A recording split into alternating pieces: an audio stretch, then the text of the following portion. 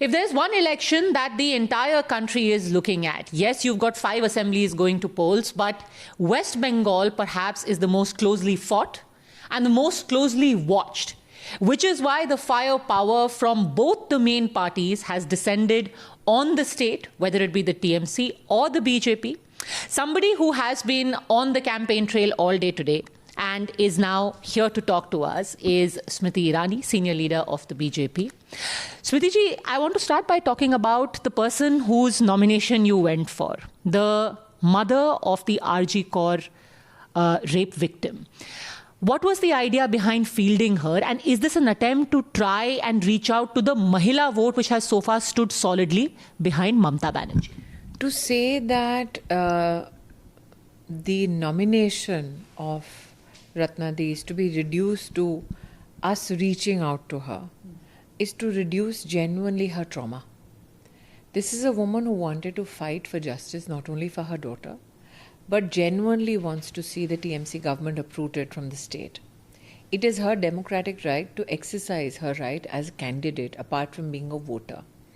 I'm grateful that my party has given her an opportunity to contest the election.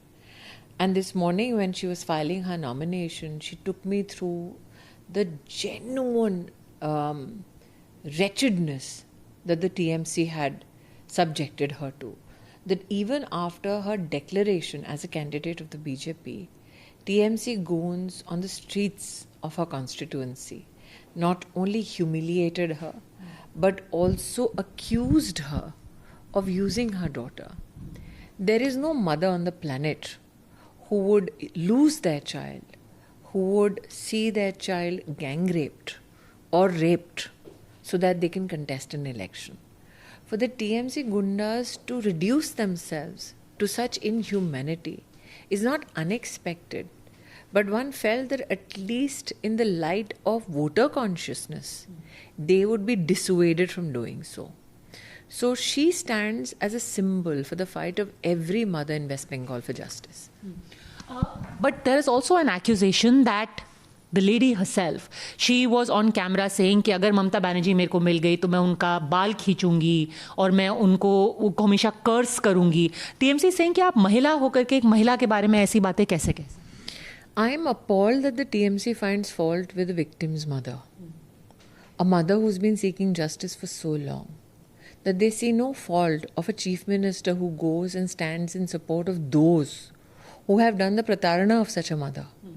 That they find no flaw in the chief minister who says publicly so that no girl should come out after sunset on the streets of Bengal.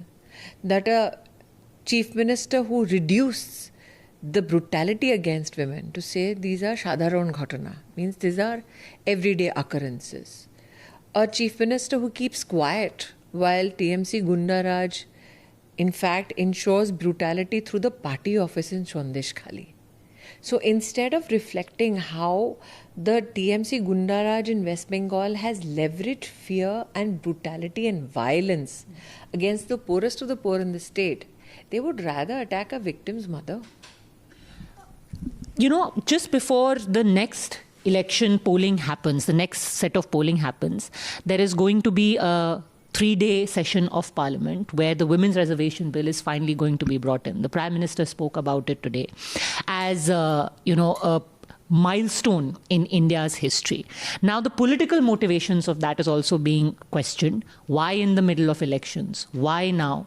Why didn't you do it earlier? Why can't you do it later? The question earlier was, why not then?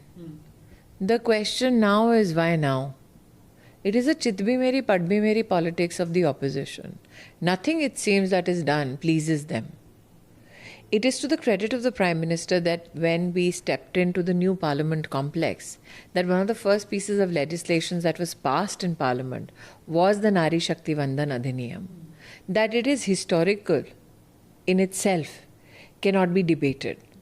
At that time, the debate and the attack mounted by the opposition was, why not implement it in 2029? Now that the Prime Minister has resolved and sought every political party's support to ensure that it's implemented in 2029, now they want to question the timing of it. But why is this bill important? Because it is time that the contribution of women societally, economically is met politically.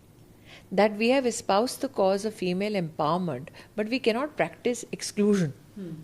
So if we want to ensure political equity, then the time is now. The evidence has already presented itself.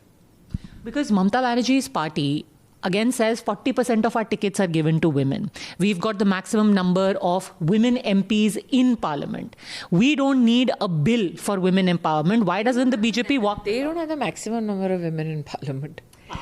Exactly. So after the BJP and the Congress, but percentage representation of the total MPs they have. BJP which has the highest number of women in parliament. It is the BJP which resolved to ensure 33% reservation for female karyakartas within the BJP.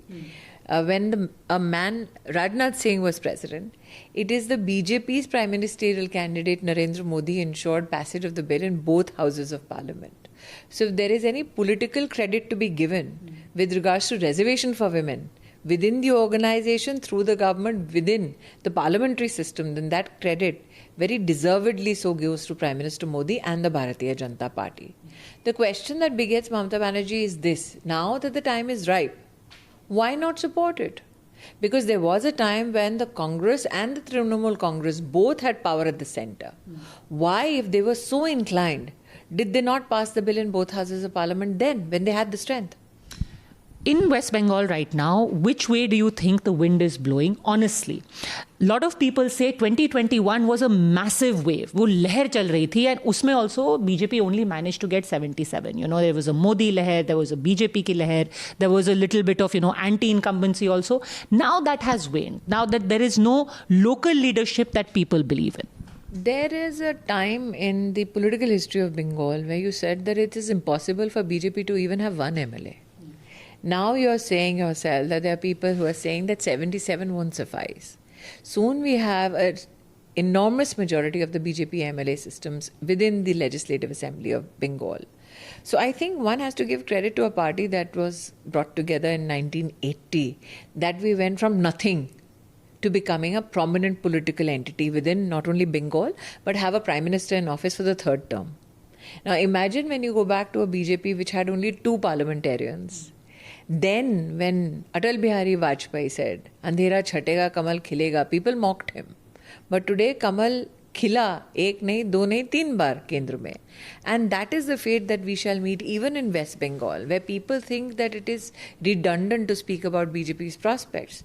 We will come with an overwhelming majority. There are 2 parts of Mamata Banerjee's support base, which is Mahila and Muslim, which she says is unshakable, and that she is going to stand for the rights of both of them. They have given schemes. They have introduced schemes for youth also now. What makes you think that these people are going to gravitate to? The RG Kar victim was a Mahila. The Park Street victim was a Mahila. Sandesh Khali had Mahila brutalized.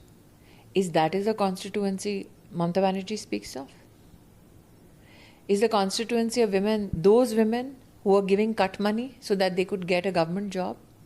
Is the constituency of women those women who are flood victims and did not get the money that was assigned to them by the government of India? Is the female constituency of Mamata Banerjee those women who had to give cut money for Pradhan Mantri Awas Yojana? So which is this constituency of women that Mamata Banerjee aspires for or towards and hopes she gets support of? There is also the issue of Bengali pride. Whenever, the Prime Minister comes here, whenever leaders like you come here, वो कहते हैं कि मैं बंगाल की लड़की हूँ और वो हमें चुनना चाहते हैं, पर बाहर के लोग आकर के यहाँ पर কাকে বলছে বাইরের লোক? এই দেশটা আমাদের দেশ, আমি এই দেশে জন্ম নিয়েছি, তো আমি বাইরের লোক? আমি জানতে চাই যারা এই দেশে জন্ম নিয়েছে ওরা এই দেশের বাইরের লোক? বাংলা থেকে একটি মানুষ গুজরাট যাচ্ছে, আন্দামান যাচ্ছে, ওড়িশা যাচ্ছে, মহারাষ্ট্র যাচ্ছে, দিল্লি যাচ্ছে, ওটা কি বাইরের দেশ কি আমাদের দেশ? Interesting you mentioned that, because the TMC video actually showed कि जो लोग बंगाल से बाहर जाते हैं, ओडिशा जाते हैं, यूपी जाते हैं, गुजरात जाते हैं, उनको बांग्लादेशी बोल करके मारा जाता है और बीजेपी रूल स्टेट। बिल्कुल नहीं, ये अपमान है बंगालियों का अगर आपको ऐसा लगता है कि इस देश में बंगाल की प्रथा, बंगाल के संस्कार, बंगाल के योगदान को भारतीयों ने नकारा है।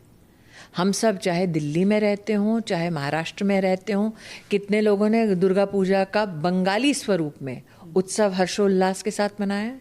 चाहे लखनऊ हो, चाहे मुंबई हो, चाहे दिल्ली का आरकेपुरम का सेक्टर 7 का कालीबाड़ी हो, वहाँ पर क्या आपको साधारण हिंदुस्तानी बंगाली का अपमान करते हुए दिखता है? अगर हिंदुस्तानी चाहता है कि हमारे देश में इलीगल इमिग्रेंट घुसपैठिया ना हो, तो क्या ये साधारण हिंदुस्तानी का अधिकार नहीं है? क्यों ममता बनर्जी बार बार बांग्लादेशीज का, इलीगल इमिग्रेंट्स का, घुसपैठियों का संरक्षण करना चाहती है? वो तो बंगाल की मुख्यमंत्री है ना, बांग्लादेश की तो प्रधानमंत्री नहीं है। तो ऐसा क्यों है कि जब बंगाल के बारे में अथवा बंगालियों के बारे में सम्मान की दृष्टि भारत का हर हिंदुस्तानी रखता है, तो ममता बनर्जी भारत के नागरिकों का इस प्रकार से अपमान करते हैं? और ये मुझे लगता है विपक्ष की एक व्यवस्था बन चुकी है। मल्लिकार्जुन खड़गे जी देश में कई राज्यों का अपमान करते हैं, गुजरातियों का विशेष अपमान करते हैं। ममता जी अब बाकी हिंदुस्तानियों का अपमान करती हैं कह के कि हम बंगालियों की प्रताड़ना करते हैं। कहाँ बंगालियों की प्रताड़ना हो रही है? अगर इलीगल इमिग्रेंट को हिंदुस्तानी चाहता है कि वो देश से निकाले, तो क्या एक साधारण हिंदुस्तानी का ये संकल्प गलत है? क्यों हम चाहेंगे कि घुसपैठी आकर हिंदुस्तान की जो टैक्स की भरपाई साधारण हिंदुस्तानी जो मेहनत कश है वो करता है, हिंदुस्तान के टैक्स की और ट्रेजरी पर एक घुसपैठी का अधिकार क्यों हो? The entire SIR exercise also was brought in order to purify the voter rolls, as it were. And this is my final question. But this has become the biggest talking point in West Bengal. And Mamata Banerjee went to the Supreme Court, personally argued there, and said that this is an attempt to disenfranchise the poor. It is an attempt to disenfranchise illegal immigrants. Why does she not stand with the Indian voter? But maximum number are Muslims. Who said that this is an exercise against a particular community? The Election Commission of India has particularly espoused the cause of the Indian voter, irrespective of region and religion. Why is it that a human being who holds a constitutional authority today in West Bengal rather side with illegal immigrants and not Indians? It is astounding that this is a chief minister who allowed judicial officers to be held hostage in Malda, and the chief secretary had no time to pick up the call of the High Court, which is seeking protection of judicial officers. Those judicial officers that are ensuring that illegal immigrants are not allowed to vote, aren't they deemed fit to have protection of the state? So this whole position taken by the TMC is not only erroneous, it's not only unconstitutional, it is against the very ethos of what Indian democracy stands for.